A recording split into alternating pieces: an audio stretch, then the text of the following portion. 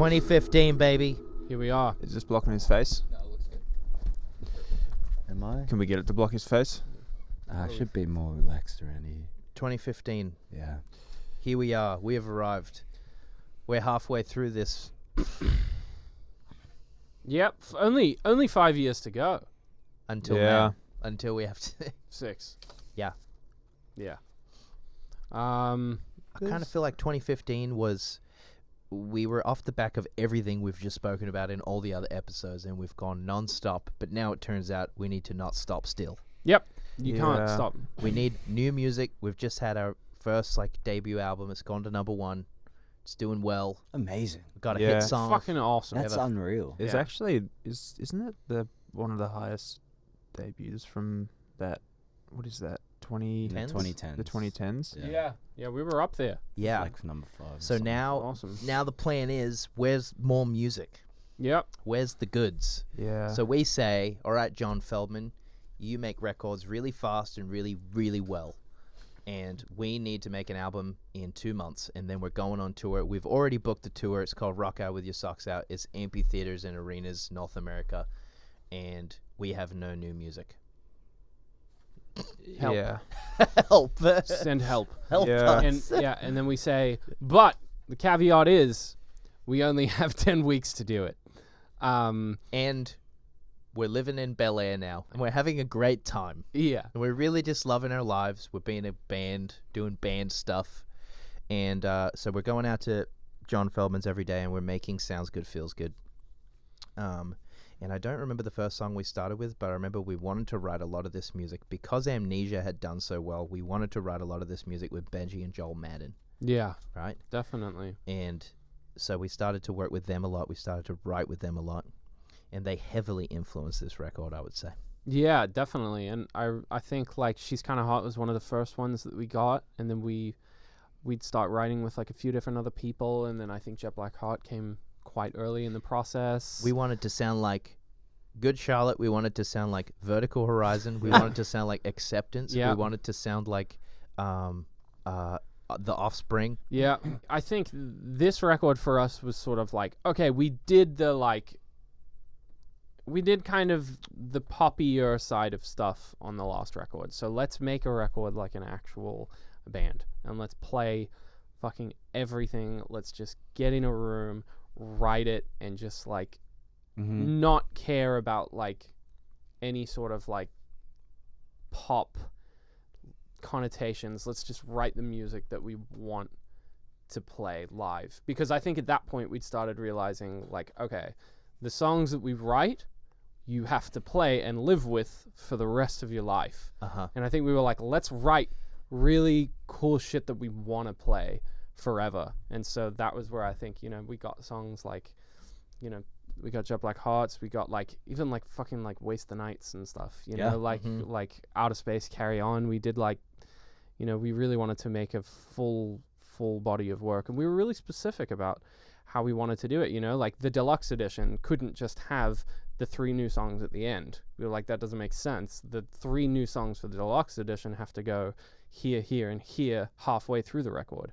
I remember people being listen, it's so much easier to just put them at the end. And I mean, we're 18 at this point. We're nope, it has to be exactly where we say it is, because it's the way that the music was meant to be listened to or whatever. So here's when we started coming up with the crossroads of okay, we're now in a pop market, but we're a rock band trying to make albums. And by this time in 2015, albums were still being made, but starting to not be as popular to make. Right. Full-length things. But we were really set on having our second record. We were terrified because we knew your second record is the riskiest record of all, notoriously for bands. It's the hardest one. And I it feel was it the is. hardest one. And yeah, we were kind of dead set on having better recordings, bigger arrangements, bigger compositions. We got the London Symphony Orchestra playing on this album. We have we rented the Zeppelin 3 drum kit. We did all kinds of crazy shit on this record. We were experimenting with the recordings. We were diving and everything just kind of flowed out. Yeah. It was really there was no we weren't we had so much music built up inside of us that we wanted to write, because we barely wrote at all during the last year because we were just too busy. So when 2015 rolled around, we had so much music inside of us that we were just like going and going and going, and there was no end to the kind of like music that we were writing, and there was still so many songs that never even saw the light of day that we wrote in this year that still, like, there was an alternate universe in which they made the record because the songs are still great. And I don't know, it was fucking awesome. And this was also a stressful time for the band because we were putting together our first arena show with production and crew and all these kinds of things, because Rock Out With Your Socks Out was our first big headlining tour. And I just remember learning about how to put lighting shows together and how to, find people to help us put visuals together for like these big environments, and learning how to put together a show that was at that level was really exciting to us, because we had seen One Direction do it. Yep. And we were ambitious to like really compete with that in a live environment. So I mean, I feel like 2015 was really dead set on us making an album that would just be incredible live.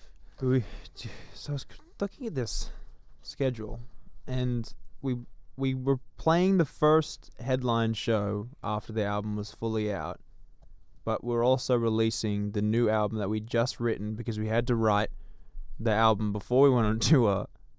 So, and then to release it in the middle, because actually I do remember we started playing the second album on the American halfway leg. through the tour, yeah. Okay. And then we'd put the next tour on sale.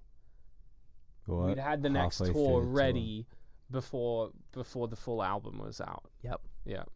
It was crazy. It was fucking crazy. That was like we were full on crunch time, and But not feeling the crunch. yeah, we were just like, This was the year we did a Rolling Stone cover, I think. yeah, it was. This was the year that we rented a minivan in LA and we'd cruise around, I think. That was like Dave was our security guard at the time. We lived with Zoe. Yep. I'm just rattling these things off. Yeah, no, you're right. But Yeah. these were exciting times for us. I mean, yeah. I mean, I remember that being, and also trying to have that balance of like really honing in on your craft, which is your songwriting and your performing arts, creating a whole show in under immense pressure, under time crunch, under like deadlines. And also at the time, like, bear in mind, after we released that first album, we were a very controversial band in terms of like the perspective on whether we were a good band or not. Like, we were hated. Yeah. We won 14 and 15. 14 and 15 worst band award. Yeah. Yeah. And I I think celebrated 3 every day. years, 3 years in a row We've won it more than any other band, yeah. Worst band. It's So amazing. that almost like counteracted in terms of us, really putting our head down and trying to write the best songs as But possible. also, if there's any young people listening to this and bands and stuff, like, Who gives a fuck? yeah, don't give any fucks. Like, if you feel the path intuitively and I don't know, like, because that really affected us. On our second album, we were hell-bent to make a rock album because people were so mean to us. Yeah. Like, we were hell-bent, And it's like, it does affect you, but I hope it doesn't affect other people because we've moved on. But But this is when like streaming was starting to become more and more involved as well. Yep. So accessibility over music was starting to really increase. And we're developing now. So now we're experiencing our first major shift in the way music is consumed in our career. So on the first album, we're selling CDs still, Yep. which is crazy to say. And now Spotify exists on this second record, and everybody would have like, I remember people were controversially like not participating in streaming. People like Taylor Swift were not getting involved in streaming at this point in time. We were confused what streaming was and how to utilize it. So we really didn't have any like impact on streaming at all, which really affected our game plan for the third record, which we'll get to in the next episode. Yeah. But at this point in time, we're still going for the physical music market, and we're releasing music physically still, which is nuts. It's so Yep. crazy. Yeah, and then we ended up releasing a DVD that year, which sort of told the story of like the last few years and sort of being on that tour that we did. We did the Rock Out with Your Socks Out tour. Good name, I think. Not bad. Maybe. Where would it it's list sort on of- our yeah. tier list of names? Do you guys remember the sock puppet intro that never was? Yep. Very, very intro. I think the goal was to have as much fun with the crunch time that we could have. Yeah. It was like opposing thinking. It was like, okay, this is really intense and stressful, and now we have all these people coming to see us, and we have to do all these things, but we have to maintain the fun attitude, otherwise we're gonna dry Yeah. up. And that's been like a goal of ours forever. It's like keep the childish nature alive about everything that we do. Mm-hmm. It's also a big one at the end of the year here. That's the ARIA for Best Australian Live Act. Because I feel like we were really vindicated after. Yes, and that was what I was speaking about just before. It's like we were so hell-bent on having the best live show ever since 2011, you know? And now, like, we had made it to 2015, and we've won an ARIA back in our home country for Best Live Act, and we beat out AC/DC. And it was nuts. Yeah. It was like, wow. See, that something like that for me personally was like one of our biggest achievements ever, because it shows that we learnt how to do this thing, you know, live. Whereas, you know, 4.5 years ago, we didn't know how to do anything really. Yeah, no, for sure. I mean, to come from like us getting together after school every day and rehearsing in a room when, you know, I didn't even know what, you know, a delay pedal was, you know, to go to like a few years later after just fucking doing nothing but focusing on being the best live band that we could be, winning an award like that is fucking awesome. Yeah, it's massive for us. Yep. Where were we when we released the second album?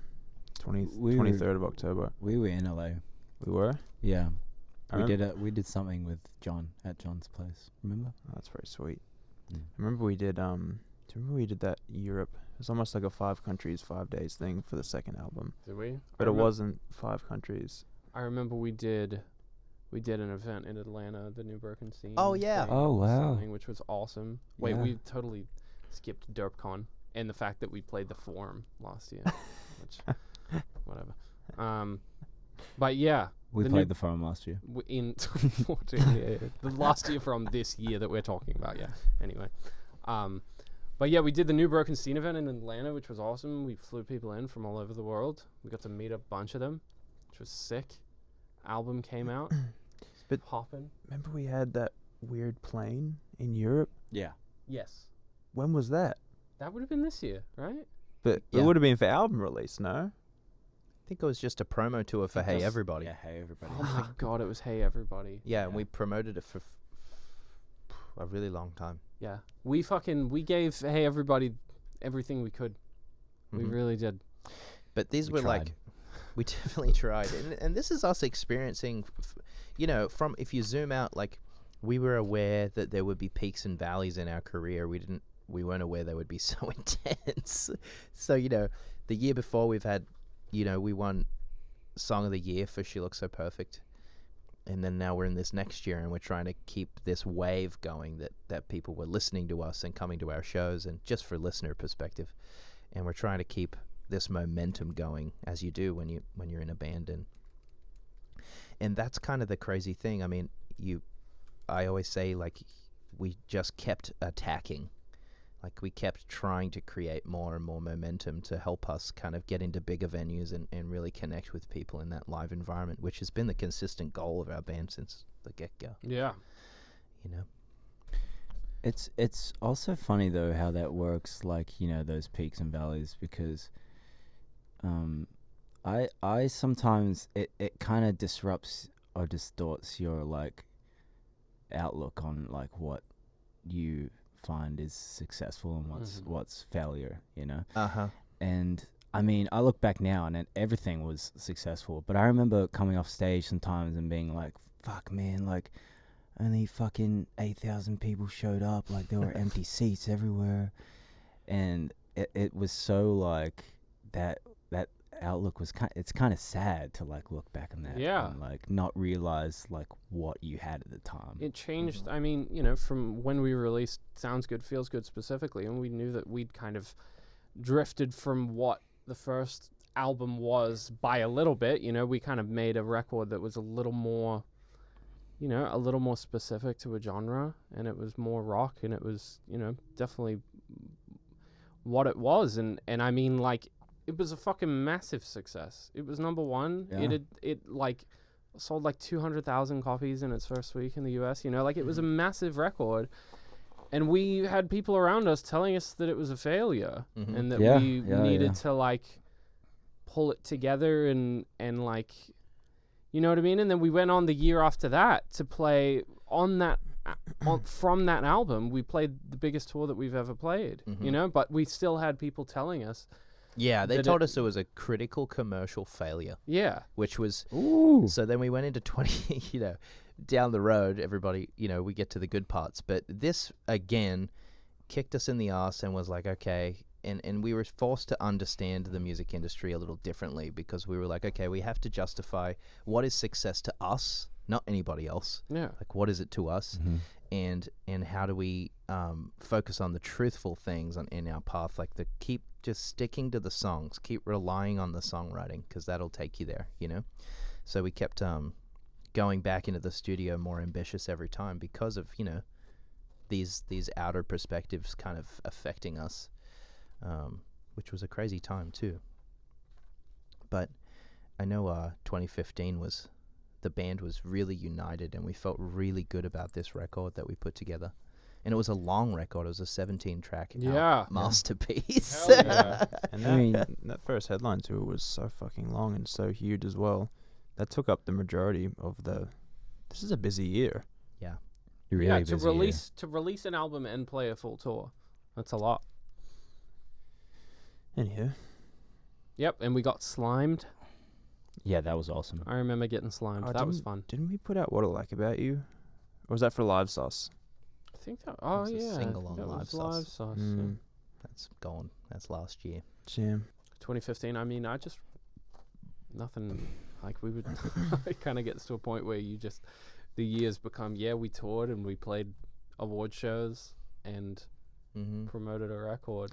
Yeah, It's I kind of- definitely think this was the year where we got to relive that first feeling where we, back in 20, whatever it was, when we were living at Perfect Sound Studios together, we got to live in a house together again. Yeah.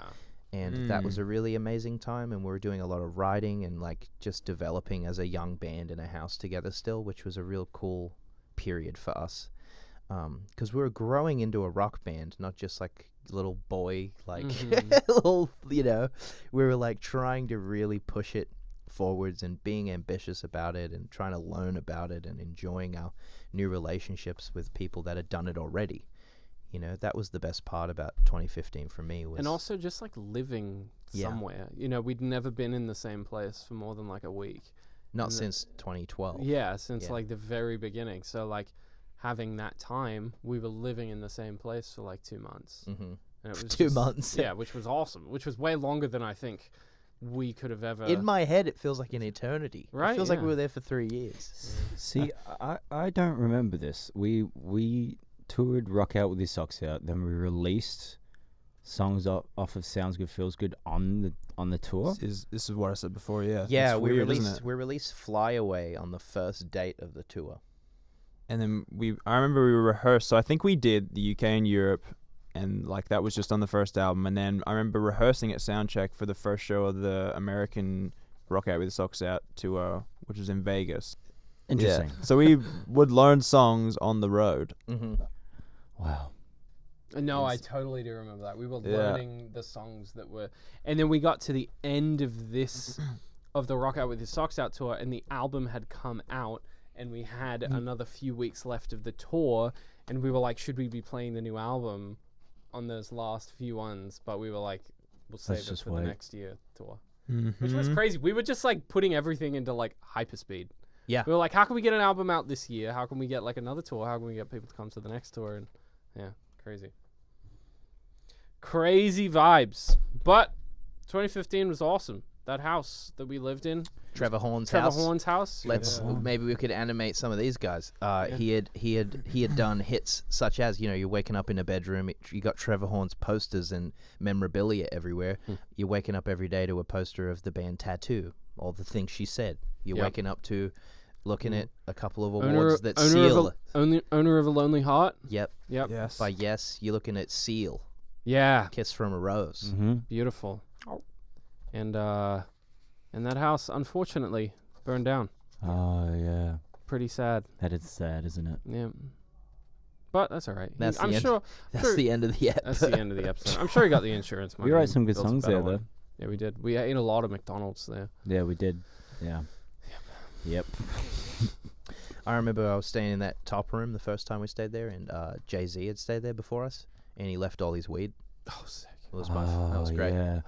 I was not. I Do you was reckon not it's the weed. secret to Jay-Z's success, though? Well, we can talk Yes. about that when we competed against them for that #1 spot. Remember? Oof. Oh. The battle of the century. Yeah. That's a good one. But 2015 summary is, like every other year, shit was crazy. We did our best. Yep. We really did. We did our absolute best. Disclaimer: this is not what happened. This is just what we remember.